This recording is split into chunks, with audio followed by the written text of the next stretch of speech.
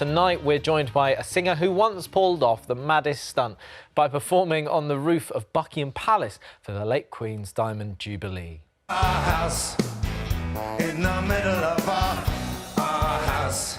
Yes, Madness frontman Suggs will be telling us why the band have teamed up with Dame Helen Mirren on their first album in 7 years. But first, let's say hello to tonight's guests. One of them is best known for starring in the hit series Gossip Girl as resident bad boy Chuck Bass. And the other was once a bit of a real-life rebel who brought us some of the biggest hits of the 80s and 90s. It's Ed Westwick and Madness frontman Suggs. Guys, thank you so much for joining us. Suggs, I want to come to you first. We see so many, you know, amazing bits of footage of Madness gigs, but what is the song that really, you know, all of a sudden you see the crowd change?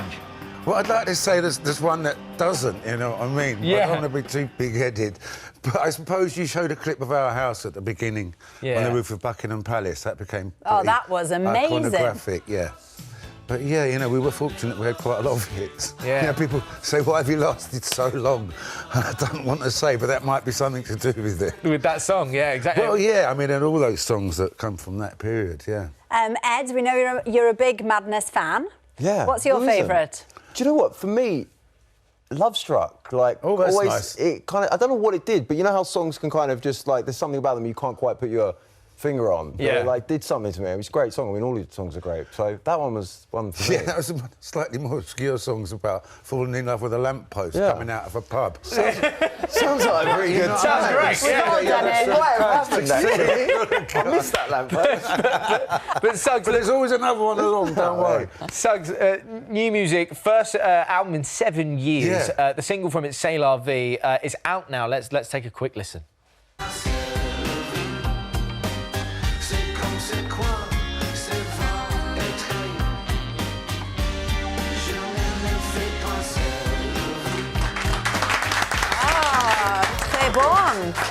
You're singing in French there. Do you parlez-vous français? Yeah, you know, you've heard this story, haven't you? Yeah, that I sang the chorus as best I could, and it was a little while afterwards I actually learnt what the words meant. Yeah. I knew C'est la vie meant this is life, but I didn't know what the other two lines meant. But I had to trust our keyboard player who wrote the song that I wasn't singing anything insulting about French people. Yeah. Yes. Well, look, it's not just France. I want to talk about Italy because.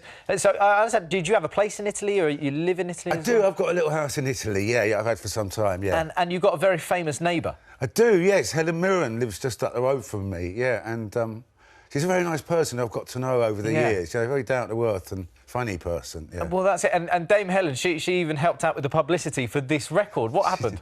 Well, someone at the record company said, why didn't we get a famous actor to read out some of the lyrics, seeing as they're French and no one else will understand them?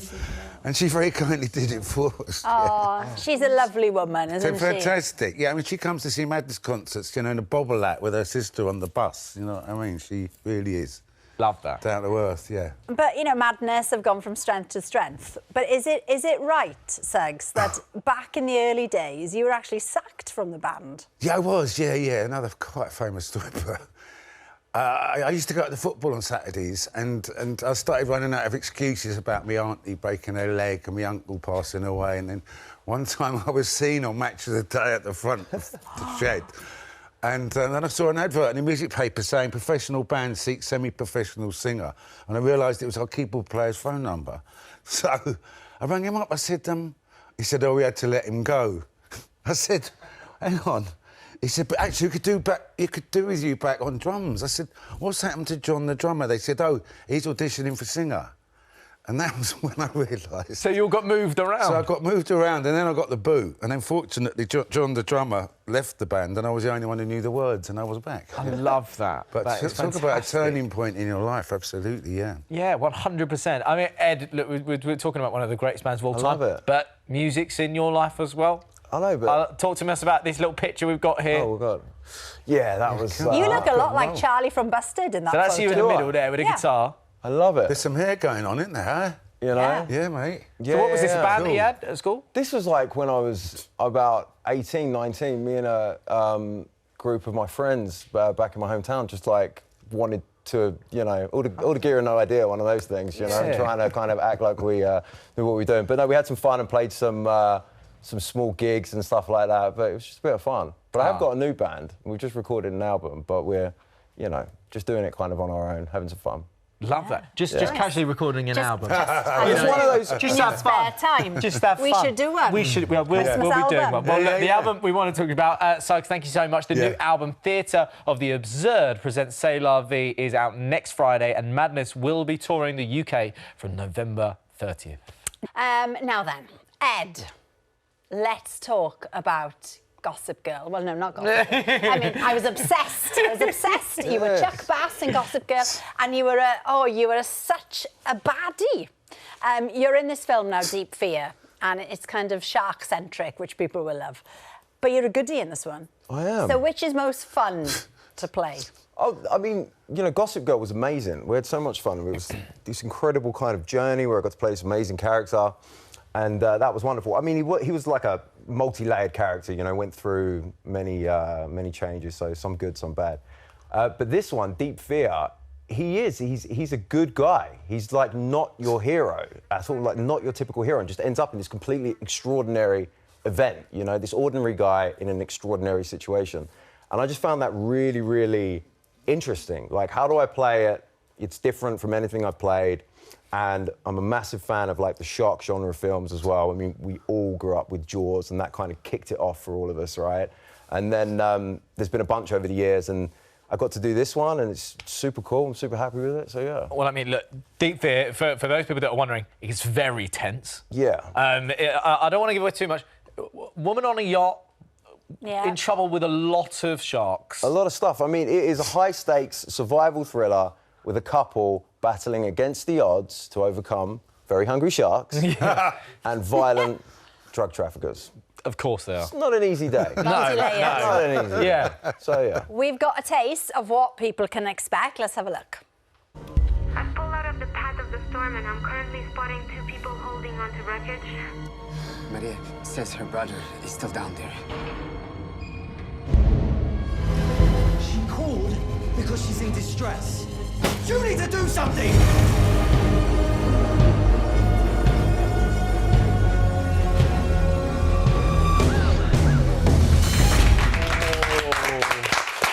Now, the majority of the film shot on a boat, presumably. Yep. Apparently you struggled with that.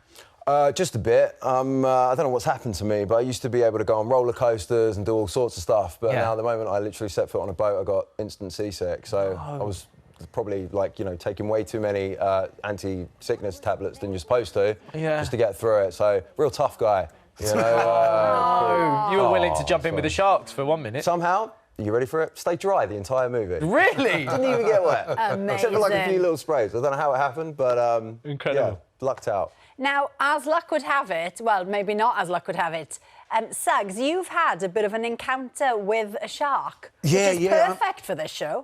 Yeah, well, there you go.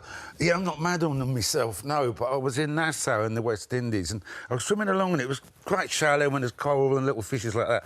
All of a sudden, I went over this shelf, and it's like it dropped about 2 miles, and it was pitch black. And down at the bottom, I could see the shadowy thing of a shark going past. And then this huge manta ray came up beside me, and my wife's going, "Look, isn't it brilliant? Look, all these things are down here." And I was like a cartoon going back to the... as quickly as you can. I've never seen anyone swim so fast in your life. Man.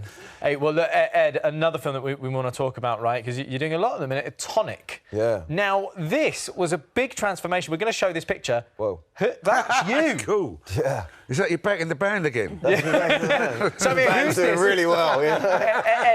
Ed, who was that character, and what do we need to know? That gentleman is called Stanley, and he's a very bad individual. Tonic is a movie set in the back streets of Dallas, Texas. It's a gritty crime thriller, and I had the best time. And actually, I was wearing a lot of prosthetics, obviously, like 3 hours in the makeup chair, but it was also like 100 degrees in Texas summertime, so melting completely. But really cool movie. It's just been out in LA at Film Festival over there, and It's going to be going around, so super excited. And you produced that film, didn't you? Yeah, I was one of the producers, yeah. So I was kind of like involved from the get-go, not just like showing up as an actor and like doing your actor stuff, you know? So it was, I was involved from the get-go. So super great team, Derek and Jason who made it, and really happy, man. Yeah. Oh, brilliant. Well, look, you can watch Ed in Tonic very soon, and Deep Fear is available now on Amazon. OK, we have had some questions in for you guys. Let's have a look. Carl asks, Suggs, do you have a favourite track from the new album?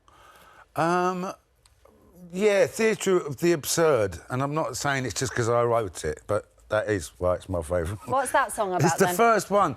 It is about sort of being in the lockdown, and I just had this sort of vision of being locked in some closed theatre where you couldn't get in or out. And I don't know, I just created this scenario that's a little bit theatrical, but yeah, just about that. Just feeling like, were we ever going to get out of this situation?